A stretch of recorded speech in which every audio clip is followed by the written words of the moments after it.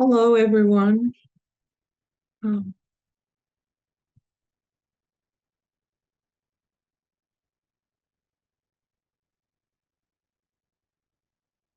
we're about to start session S316.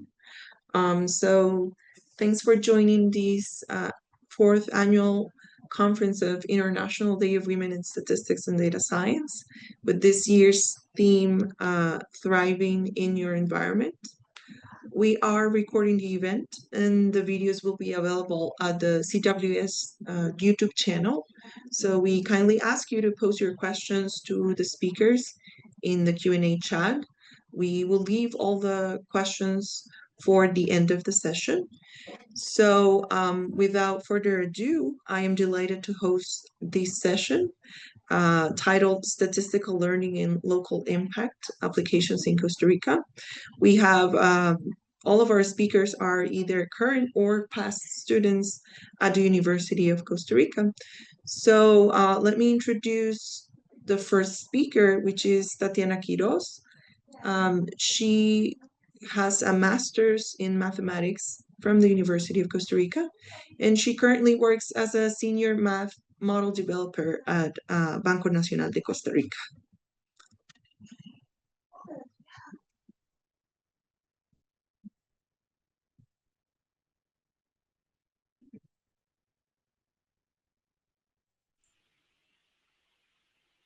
Hi, everyone. Shirley, can you say my screen? Yes. Perfect. Well, hello. It's a pleasure to be here. My name is Tatiana Quirós, and I hold a degree in Actuarial Science and a master degree in Applied Mathematics from Universidad de Costa Rica. I work as a senior mathematical model developer at Banco Nacional de Costa Rica, the largest bank in Costa Rica and the second largest in Central America by assets. Today, I will share with you a little bit of my research about innovating the banking with machine learning, a credit score for MSMEs with explainable neural networks. I am honored to represent the women that work in data science in Costa Rica. And I am going to share an application about how statistical tools can be used to transparently give access to credit to MSMEs. Let me start by explain what MSMEs are. Well, MSMEs are micro, small, and medium-sized companies which, due to their number of employees and income, behave differently from large companies. In Costa Rica, MSMEs represent 98% of the productive companies.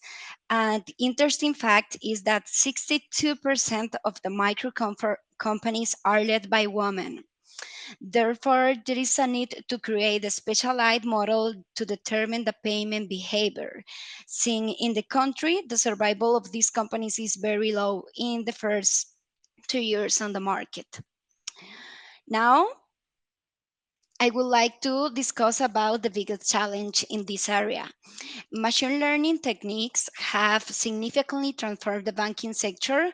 However, there has a dilemma in high-level banking discussions in the lack of explainability and interpretability in black box models involving credit accessing decisions.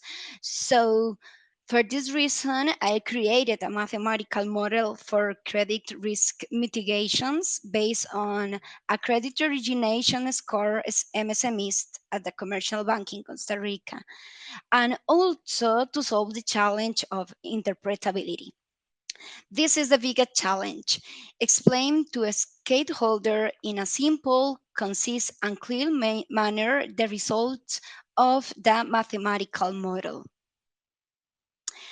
And now, in this study, the variable that were used to determine the probability of default are the number of employees, Economic activity such as restaurants, hotels, gyms, etc., the market experience, also the engagement with the bank measured by the numbers of the product that the client has. And another variable is digitalization level, meaning electronic systems usage. Finally, payment behavior with other financial entities is so important, and whether the client has real estate or vehicles. Well, let's continue with the challenge. Model agnostic techniques like LAM or SHAP have been used to interpret machine learning models, right? There are models that, due to their constructions or and modeling, can be interpreted, called intrinsically interpreted models. However, this area is not as developed as hope, and researchers have focused on building robust models such as neural networks that can be interpreted. This lead us to Gaminet method. Well, Gaminet method was the method applied to solve our classification model. Gaminet is an explainable neural network with multiple additive subnetworks. Additive subnetworks based on generalized additive model with structured interactions. This is an innovative method developed in 2021 at the Department of Statistical and Actuarial Science of the University of Hong Kong. And the author goal was to find a solution to the black box model of machine learning models, providing not only results but explainability of those results. Therefore, this methodology is proposed to obtain a great balance between prediction accuracy and model interpretability.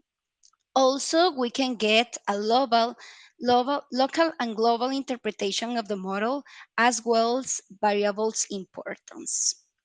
And let me emphasize, Gaminet is a disentangled feed-forward network with multiple additive subnetworks.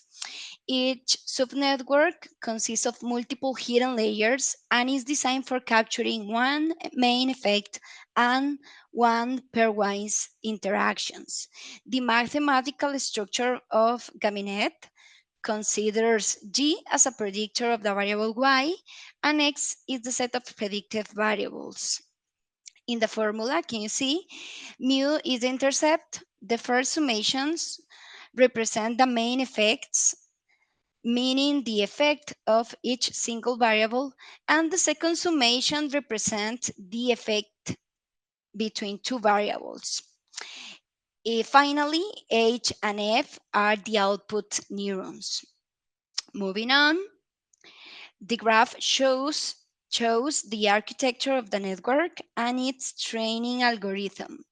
Well, the first step consists of training the main effects, then training interactions, and finally jointly retraining the network, including the regularization term, to penalize potential relationships between main effects and interactions to avoid overfitting. Well, now, let's take a look at the real scenario of how the method was applied to MSME's loan default trainer dataset. Well, in terms of model quality, 84% was obtained an AUC, and the other performance indicators also produced satisfactory results. Well, we already proved that the credit score model provides a high accuracy, but now we have the challenge to explain how transparent the results are given to access to credit. To solve this challenge, Gaminet offers the advantage of being able to interpret not only the model globally but locally by testing just a sample point. The graph shows the story of the local interpretability for a single client. And for example, for this customer, the most important variable of the model are engagement with the bank and the client's payment behavior. And then Gaminet provide this type of charts to analyze a global view. Overall, MSMEs that have real estate and vehicles, engagement with the bank increases, and healthier payment behavior with other financial entities are better paying clients. And also, the pairwise interactions show that if an MSME has less market experience and does not own real estate, the default probability increases. Well, maybe this question this question came up for you. Is Gaminet a strong competitor? Well, Gaminet demonstrated a competitive accuracy to other more established machine learning methods, such as random forest, improved the AUC by 200 basis point, and provide a high accuracy due to its design. And well, in this way, we able to create a credit model that mitigates credit risk while also provide greater opportunities for companies to access credit transparently, enabling senior banking executives to make informed, data-driven decisions.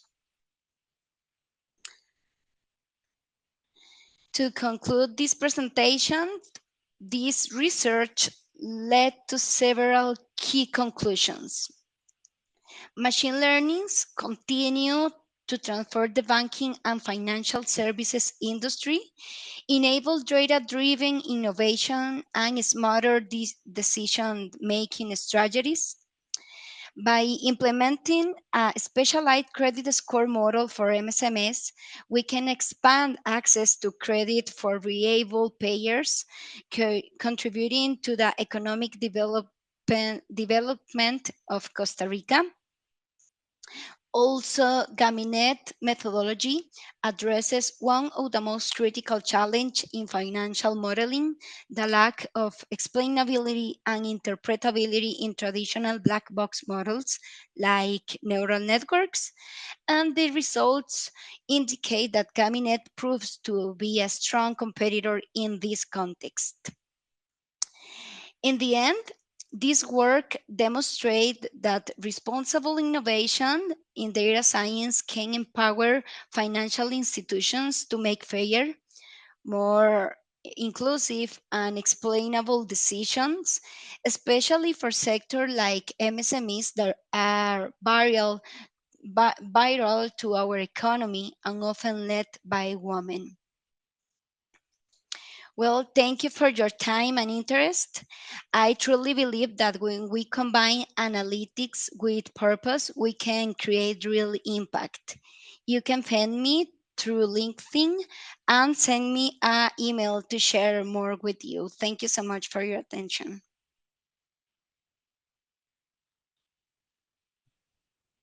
Thank you so much, Tatiana. We will have the questions at the end of the session, as I mentioned at the beginning. So if anybody has any questions, you can post them at the Q&A box, and then we will try to answer them at the end. Our next speaker is Marianne Peña. Marianne is a third-year statistics student here at our Department of Statistics at the University of Costa Rica.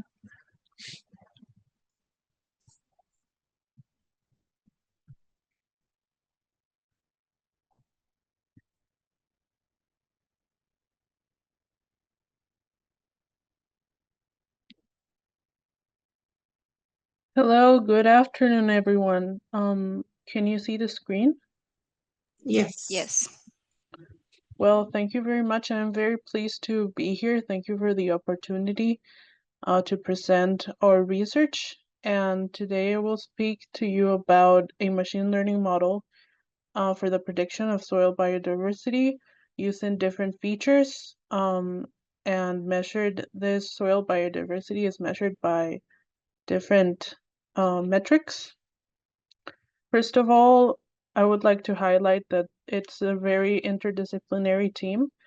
which is led by the biotechnologist Andrés Gatica from the University of Costa Rica.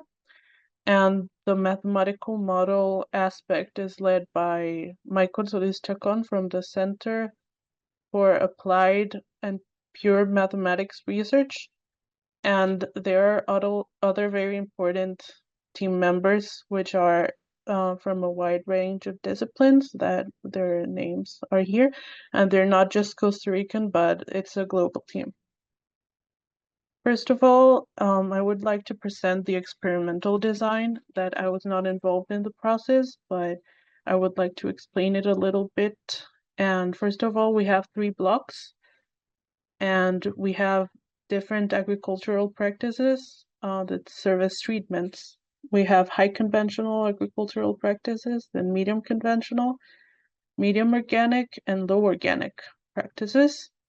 And we also have some different shade types or levels, which are, we use mainly these 2, E and C, and also the full sun.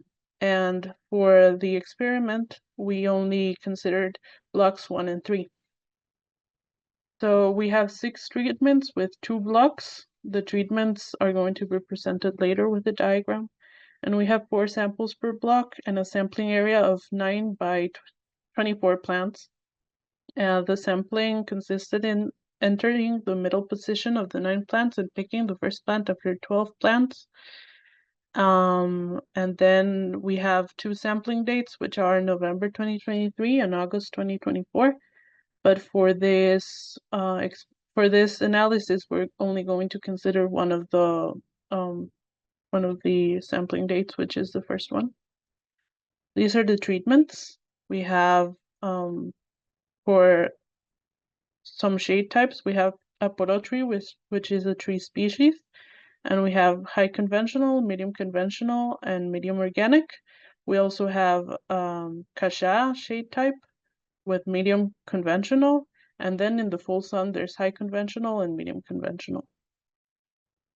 For the variables, we are going to use as target its phylogenetic diversity measured with the 16S RNA gene. And as features, we have the element content measured by quantity and percentage of mass, and the acidity of the soil, which we also have the pH, of course. And we also have some physical properties of the soil, which are saturation, air density, humidity, and hydraulic conductivity. And there's also some chemical compounds which were obtained by HLPC. Some of the challenges that we experienced as machine learning specialists was that there were ambiguous codes for samples because many different people were involved in the process, and the nomenclature used wasn't uniform for all people. So we had to work with the team to find ways to standardize those codes. Then we have very few data for a large number of variables. We had only 72 observations, and that's considering both sampling dates. And we had 160 plus variables. The way we solved this was by grouping chemical compounds, in which we also had the help of the multidisciplinary team. They helped us group it into 8 different groups that I will show later.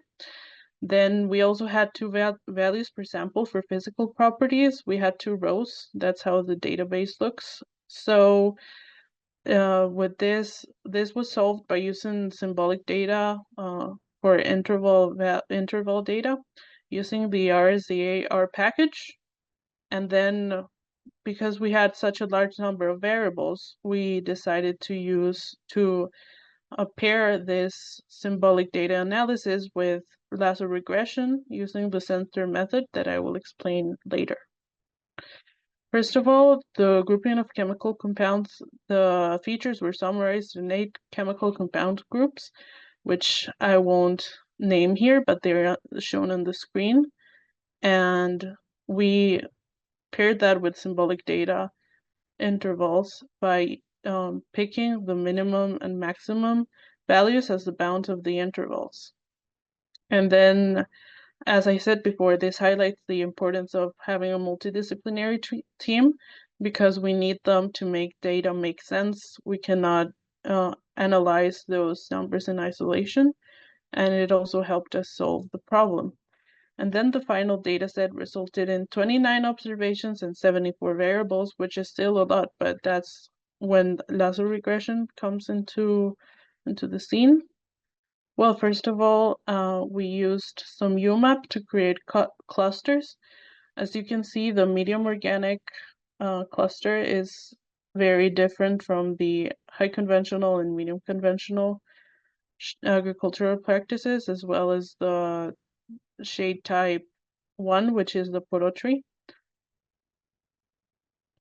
This is how the database looks in R. And as you can see, we have intervals and dummy variables, which represent the categorical values, the categorical variables. And this is just a snippet. We have we have 74 variables in total, so there's many more columns. Lasso regression with interval data works by, well, lasso is basically a simple linear regression that to estimate the coefficients of the model, we not only use the residual sum of squares, as you can see in the formula, we also add a lambda times the sum of the absolute values of the coefficients, and all of that is minimized to estimate the model parameters. And because we're using symbolic data and intervals, the way that this package works is by applying lasso regression and fitting the model with the center values of those intervals, as you can see here in the first formula. And that's how the lasso regression model is fit. And after fitting it, we produce this graph that shows these horizontal lines are the real intervals, and then here in the x-axis, the vertical lines represent the predicted intervals by the ridge regression model. And this line here is the identity. So this graph essentially means that if the boxes are closer to the identity line, then the predictions are better adjusted. And as you can see, that's the case. They look pretty good.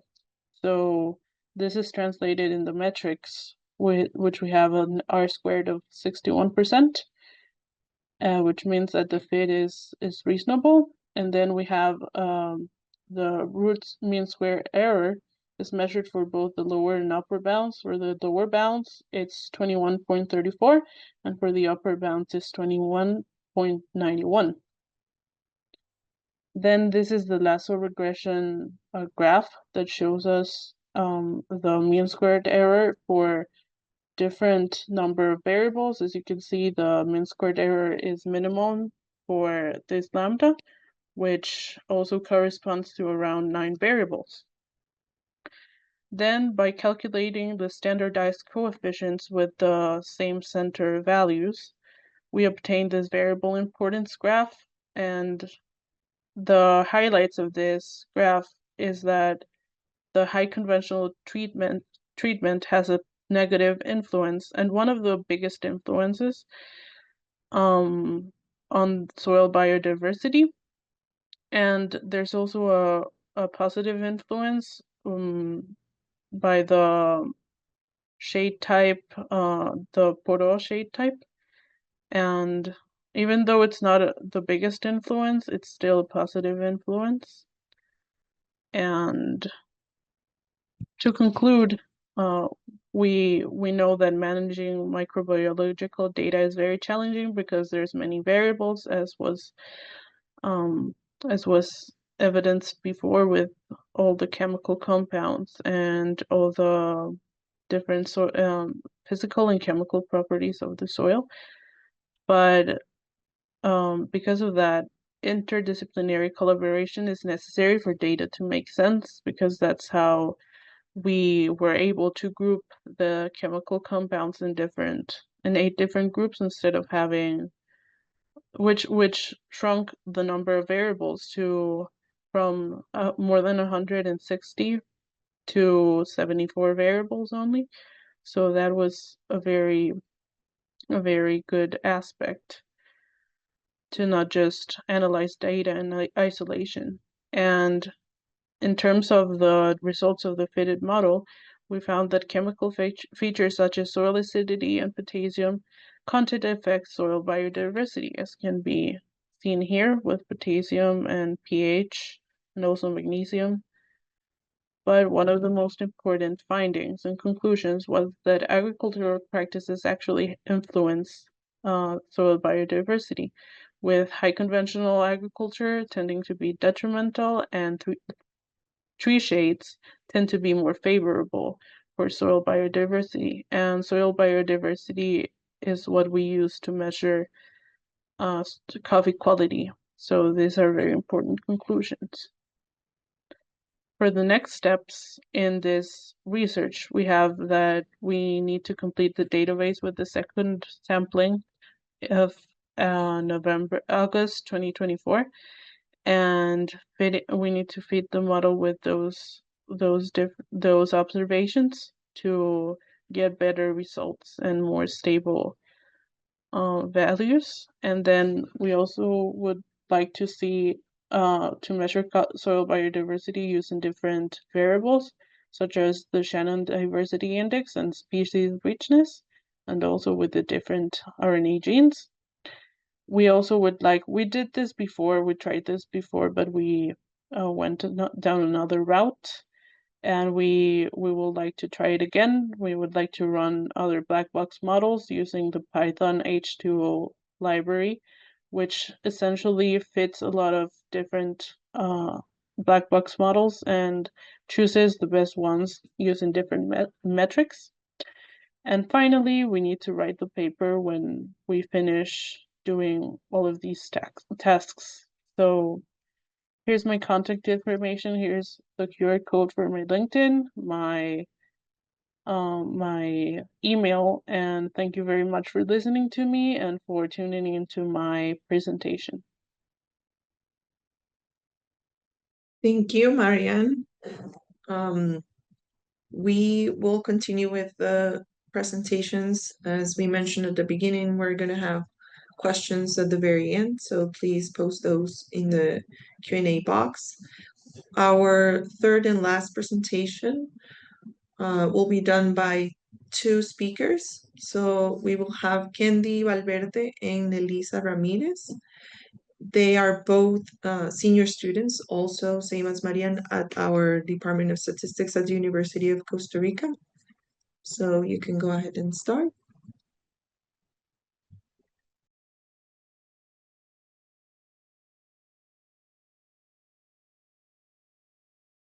Hello, everyone.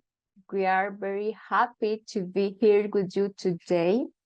It is a pleasure for us to take part in the International Day of Women in Statistics and Data Science 2025. We are going to talk about a project that we did this year as part of the class Data Mining and Multivariate Analysis, and it was done by Joseph Ramirez, Carla Speleta, Nelisa Ramirez, and myself, Kendi Valverde. Our project is called Cluster Analysis of Costa Rican Spanish Speakers According to Their Linguistic Attitudes, a comparative approach by area of origin. Okay, let's begin. First of all, language perceptions are related to social variables. This means that people's perceptions of language depend on factors like the region of origin or cultural identity. Then the area that studies the linguistic attitudes is the sociolinguistics. Studying the linguistic attitudes can be a little complicated because Rojas Molina says people are not always consistent between what they say, feel, think, or what they do. So, this is the reason to work with 3 key dimensions. 1, what people say, that is their opinion. 2, what they feel, shows their emotional reaction, how they approve or disapprove, or different language varieties. And 3, what they do, reflects their real behavior or their interaction decisions. All of these opinions, feelings, and actions are connected to how people perceive or interact with different language varieties. In this research, we had 2 main objectives. First, to create clusters of Costa Rican Spanish speakers based on the 3 dimensions of linguistic attitudes: cognitive, affective, and behavioral, in order to identify differences, similarities among those who speak Spanish in Costa Rica. Second, examine whether clusters are related to place of origin, remote area, peculiar speech, and other socio-demographic variables to help characterize the clusters. So, let me explain our methodology. Our participants were people around 15 years old or older. The reason of considering this age is that Moreno Fernandez said that around age 15, people start to form a social perceptions, including how they judge language. We use an instrument called the Linguistic Attitude Scale, or EALCR, with 24 items, 8 items for each dimension. People respond using a Likert scale from strongly disagree, strongly agree, and we added the scores to get a total score per person and per dimension. So, if a person gets a high score, it means, first, they have a clear awareness of language varieties, and 2, they value and appreciate the diversity, the affective dimension, and 3, they adapt their way of speaking depending on the context. There is the behavioral dimension. This shows a positive, flexible, and informed attitude. In our methodology, we applied 3 clustering methods: the hierarchical agglomerative clustering, the K-means algorithm, and the fuzzy clustering method. To characterize these groups, we use 2 types of variables.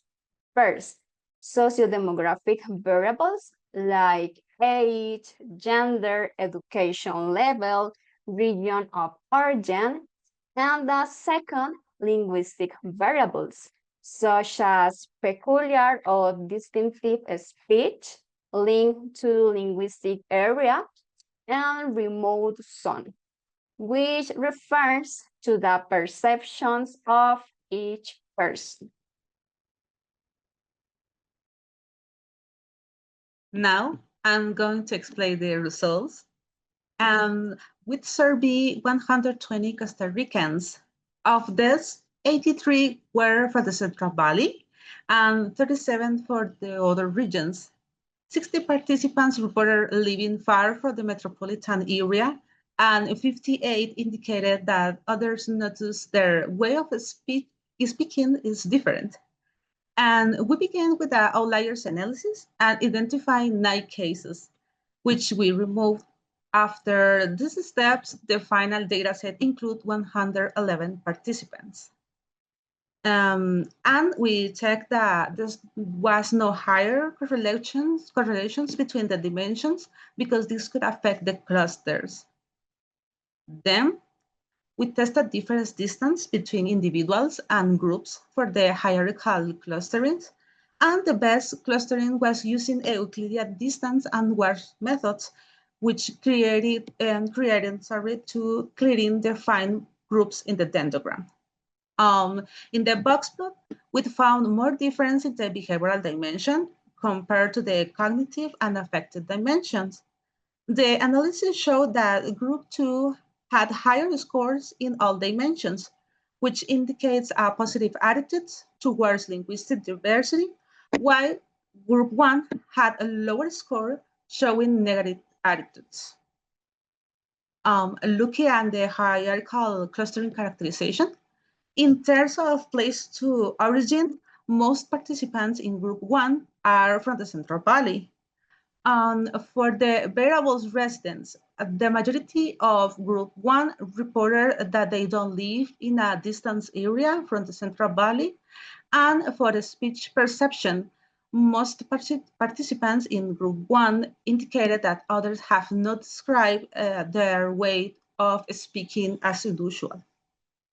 Now, moving on the K-means methods, we check the optimal numbers of clustering using the silhouette and the sum of square within groups criteria. Both methods show that the best choice was to create 2 clusters. When we apply K-means with 2 clusters, we obtain the results shown in the graph. The clusters are fairly separate, but some boundary points can be seen between the 2 clusters. The characterization is very similar to the hierarchical method. The difference is that K-means change the order of the groups.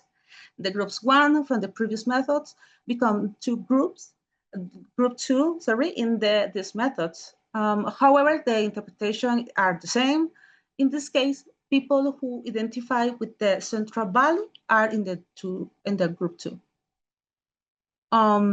The fuzzy clustering method was applied to evaluate the probability of each individual belonging of the groups, particularly because K-means reveal some border cases. Individuals with probability difference of less than or equal to 0.05 we classified as boundary cases, resulting in the identification of 22 such cases. Without removing the borders point, group 1 had 16 free individuals and group 2 had 48. The results were very similar to the hierarchical methods. When the 22 borders points were removed, the results were reversed and became less interpretable. By lowering the cutoff to less than or equal to 0.02, 10 boundaries individuals were identified, and removing them after clustering produced a box plot very similar of the original ones. With only design reduction the variability in the cognitive dimension. Compared to the clustering methods, we'd observed that the fuzzy clusterings when remove the borders value gives more consistent and coherent results with the expected structure of the data. And removing only the outliers gave results similar at the hierarchical methods, and removing both outliers and borders cases reversed the clusterings and made less interpretable, showing that borders cases help define the general shape of the groups. Finally, we looked at the characterization with the demographic and linguistic variables. The results look similar at the hierarchical methods. Now, let's move on the conclusion of our study. First, we found linguistic attitudes in Costa Rica are related to two things, region of origin and self-perception of speech. People from the Central Valley usually don't recognize their speech as different, and they tend to show less positive attitudes. And in the other hand, people from peripheral zone do recognize their speech as distinct, and they show more positive attitudes towards linguistic diversity. According to the previous literature, these results are consistent with Rojas-Molina study and connect to the above ideas about language and social hierarchies. Finally, after testing different clustering methods, we found that fuzzy methods was the most effective. By including boundary values, the fuzzy clustering methods provide more consistent, clearing, and well-unlinked results with the data structure. And that is the end of our presentation. Thank you very much for listening. Thank you all for the presentations. We have one question here. Let me read. Tatiana, it says, excellent work and presentation.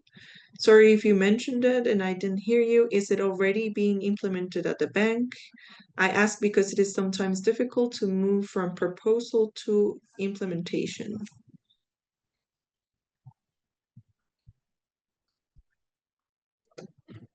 I don't know if Tatiana is there. Okay, good. Yeah. Can you repeat the answer? It was if it is difficult to move from proposal to implementation, if it is already implemented at the bank. Yeah, well, it's difficult, yeah. We already implemented in the bank because we have the challenge to implement an automatic system.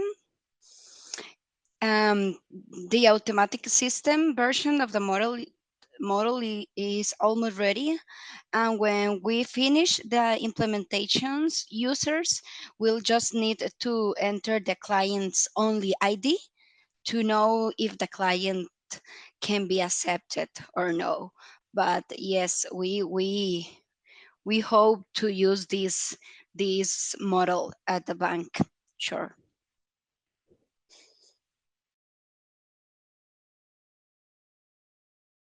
There is another question, but not for you. So I'm gonna go ahead and ask now that you're answering.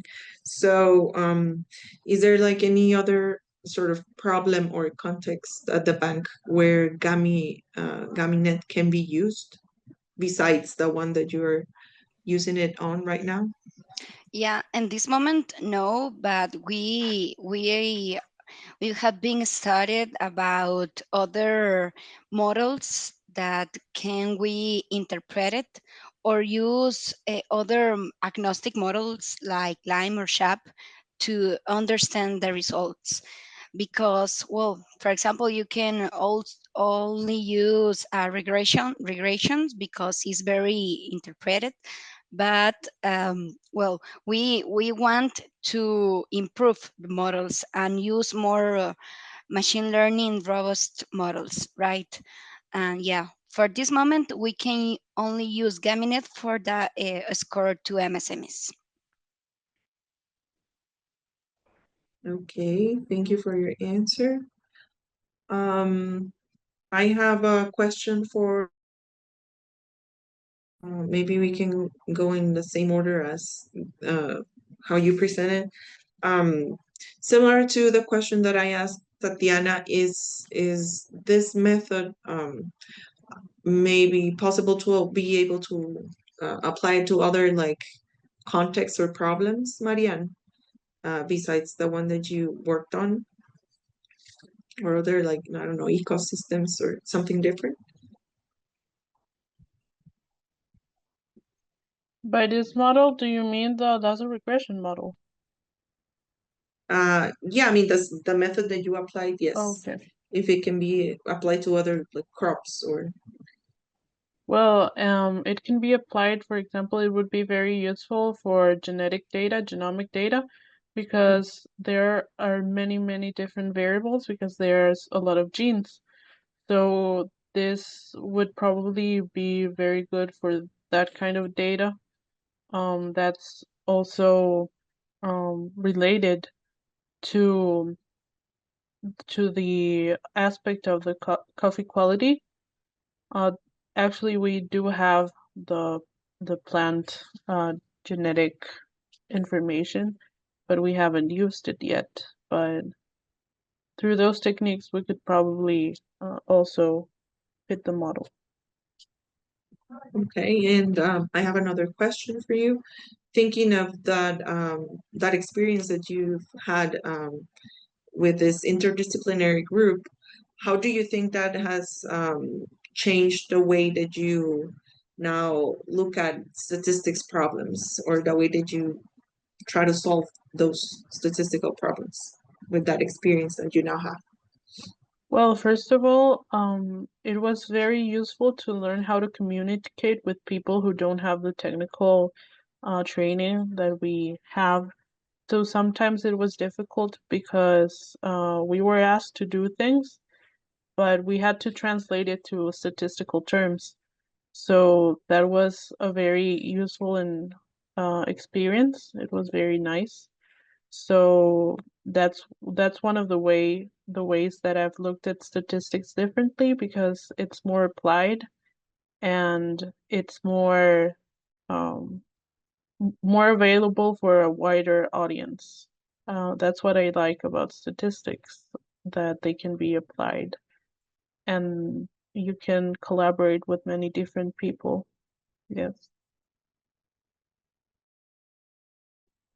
Thanks for your answer. We have another about how was the data obtained in the work that Nelisa and Kendi did, and I don't know if you can share something about it. Okay. We use an online form to collect the information across different parts of the country. Okay, and is there any other questions? Let me see. And if you have any questions among yourselves, you can ask if you have any. But if not, then we can conclude the session here. Thank you so much to all of our speakers, and thank you also to all the people that joined us. Thanks again for those insightful presentations. Thanks again for the questions also. So this will conclude our session. We hope you enjoyed the discussion, and we encourage you to explore the remaining sessions of the conference. I think the next host is here, so we can just wait for the next session to start in some minutes. Thanks again, everybody. Thank you. Thank you. Thank Thank you. you. Bye.